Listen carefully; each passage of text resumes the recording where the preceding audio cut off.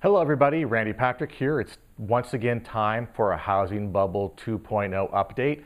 Today's date is Monday, August the 27th. Lots to talk about, a lot of things happened. It's difficult to sort of get a demarcation point as to when to make a video because so much is going on every day. If you guys are checking the news sites and internet sites and everything, lots are happening in housing market news these days. So let's start off here. So near and dear to my heart is something that came out the other day from Atom Data Solutions. It's the fact that U.S. foreclosures have risen for the first time in 36 months. So what this actually means is that the number of foreclosure filings has actually gone up 1% for July 2018. So basically from a year-to-year average, it actually posted an increase in the previous 2017 month of July. Now, is this significant? You might go 1%, it's not a heck of a lot, but it is significant. If we've just come off a 10% increase via Case-Shiller since the last housing market peak in 2006, if we're seeing double-digit returns on year-over-year house valuations across the board, I mean that's having an increase that's this significant in foreclosures certainly says something is going on in the market. Maybe it's hard to understand, we're not quite sure what's going on, but you have massive increase in value, yet you have a significant increase in foreclosure starts. Again, this is a year-over-year increase following 36 months of consecutive decline. So clearly, as values have been going up, more people have more equity. They can sort of get rid of some of those problems with the equity. So again, that's not working in their favor for some reason. Realize that foreclosures rose from a year ago in 96 of the 219 metro markets that are analyzed in this report. That's 44% of the markets. Now back in June, one of my first videos actually was dealing with the same thing. It saw a 43% increase in foreclosure starts in across these marketplaces as well too. That was May data. So we can see that it's a little bit sort of ebbs and flows here, but July's data certainly had some large increases. Now 33 of those areas posted a third straight month of foreclosure filing increases. And you want to highlight some states here. Well, 21 states posted year-over-year increases. Florida being one of the largest with 35% increase. California had a 3% increase. Texas and Illinois a 7% increase. Ohio a 2% increase. And that's still pretty significant. If we go deeper into the actual metro locations of the states, Los Angeles was up 20%. Houston up an enormous 76%. And yes, we all know that we can attribute some of those large increases to the hurricanes and the flooding that happened back in the fall of last year. Philadelphia is up 10%. Miami up 29%. Miami has a lot of overbuilding in condos and just some price issues going on now. San Francisco up 10% as well too. So, and the reasons why we're given that this is going on is basically the gradual loosening of mortgage and lending guidelines and standards over the years has really introduced some risk back into the marketplace. And it boils down to it's the most affordably challenged markets that people have really stretched into to buy property. So obviously they're putting less money down, paying higher interest rates, paying higher prices than they're comfortable just to get that house. And that in turn will be reflected in the risk factors of mortgages, which in turn will be the number of foreclosure starts or defaults that will happen over a period of time. Now, again, realize this, which I think is important, that we have subprime back in play as one of the largest growing loan segments across the board. We have higher interest rates now than before, which we're all aware of. And again, when we have 43 to 50% debt to income ratios going on, and Fannie Mae and Freddie Mac are now pushing their 3% down mortgages as a solution to allow more people to get into the housing market. This is all happening at the height of the market. As I mentioned, if we peaked in June with respect to our valuations across the board, and all these things are happening right now, subprime being back, greater debt to income ratio, higher interest rates, lower encouragement by our government of lower down payment mortgages. Well, this is all brought to you by your friendly neighborhood, I guess you could say government. So what's going to happen here is nothing good can happen of this. I mean, it's going to maintain for a bit, then people will start to erode. If I put 3% down on a home right now, and in 2 months, or in a quarter or 2 quarters, I'm losing, 5%, 10% of my house value, I'm negative equity right away. One of my previous videos, actually the last one, shows that still 5.5 million people are underwater in their homes. As a matter of fact, that 5.5 was an increase from the previous quarter. So you see, we're not really helping ourselves here. We're actually repeating everything that happened back in the first housing crisis. With respect to slowdown, I mean, the media is talking about the slowdown in the marketplace. Existing home sales are down. There's less and less homes being sold.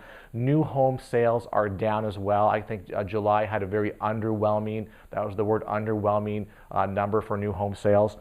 Construction for new homes is flat for the year, and they're not building at the historic demands that the housing market has dictated. So back obviously in 2004, 5, and 6, there was demand there. They were building a lot more. Now they're just not working at that pace anymore.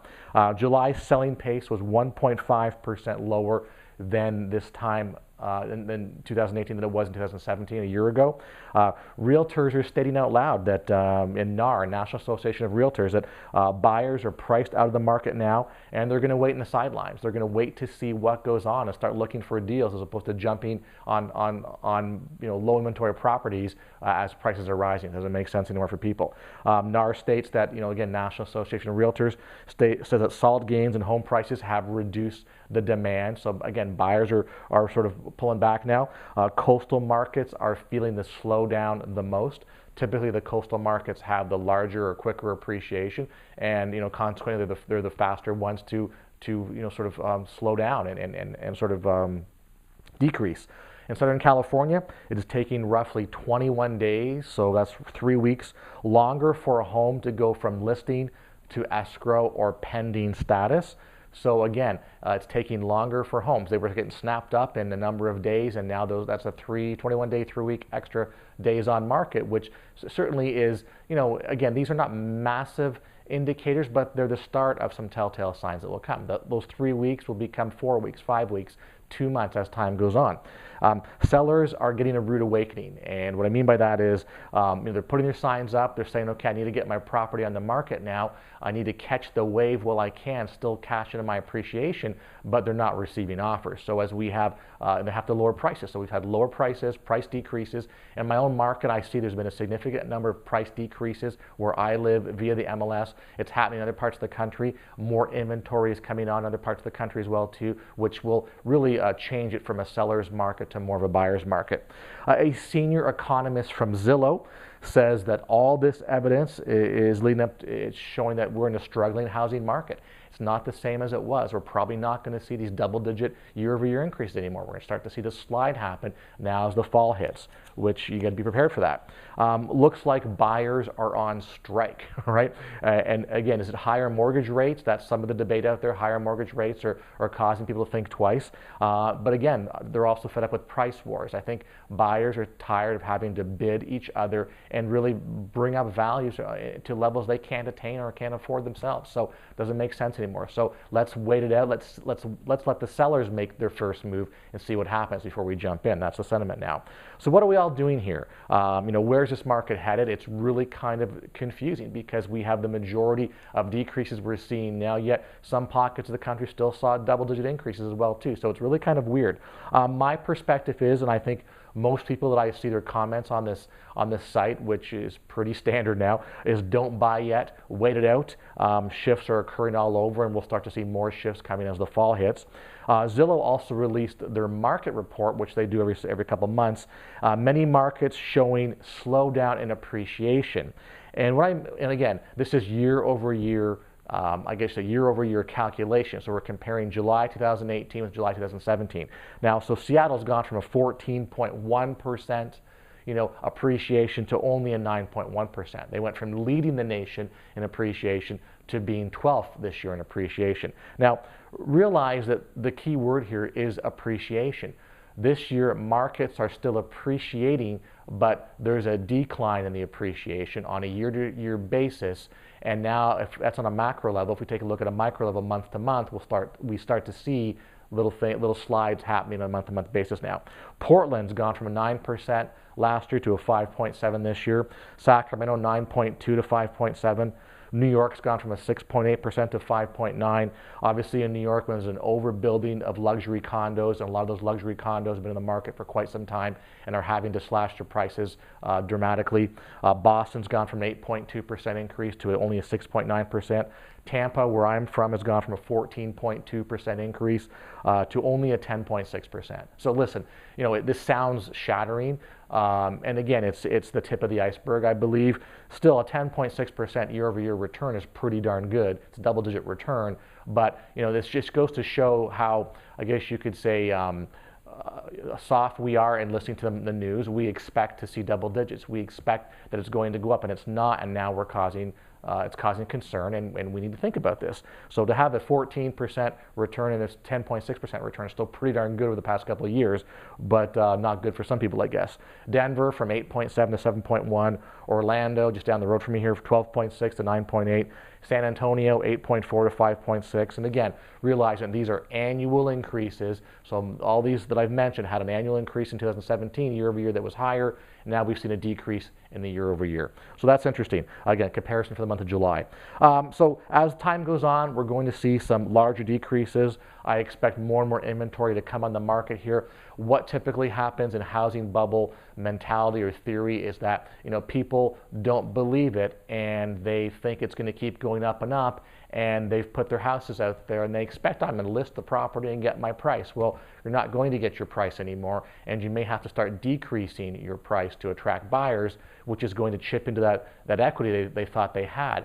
Now, if the person down the road and the person up the street is trying to sell their house at the same time as I am, now we're going to actually start to price war against each other, because I want my home to be sold before the other two, and I'm going to decrease my price faster and maybe more and more than my two neighbors. So therefore, buyers now know that they can wait in the sidelines and watch sellers compete with themselves to reduce price and grab the right property at the right price on the way down at the right time. That's what starts the sort of slide in the housing bubble bus. So as far as housing bubble is concerned, even those that purchased a lot of properties, that own tens of thousands of rental homes and own mortgage brokerages across the country, even Warren Buffett himself recently slashed his California beach house price, which was, I guess, originally listed at $11 million to $7.9 million as well. So even this guy is feeling the heat when it comes to property pricing and the ability or the need to reduce. So that's, I guess, my comment for the day is, we have this dichotomy with respect to, an appreciating market that's kind of capped out now. We've had one side of the media will talk about a ever decreasing number of defaults in mortgages, yet we've now had a significant increase in foreclosure filings for the most recent month of July. So a lot of things don't really make sense, but when you start taking them out individually, you start looking at all these metros across the country are having their own little mini housing bubbles and starting to capitulate, and eventually it'll start to gain steam and momentum, and it'll become more of a national crisis. So again, if you're looking to purchase, don't purchase at the height of the market, purchase on the way down. If you're looking to invest, I would wait and not pay those ridiculous, after repair value price points that people are trying to advertise. Again, you get it on the way down, and more people who have bought and stretched themselves with high DTI, low down payment, high interest rates are going to be candidates for short sales in the upcoming future. All right, again, appreciate the viewership, appreciate subscriptions, appreciate all your comments. I do look at a lot of them. Interesting to see that the sentiment is pretty solid out there. A lot of people believe that we are in housing bubble 2.0 and it's starting to slide, and we're going to see a lot worse than it was back a decade ago. Everyone take care, and we'll talk to you soon.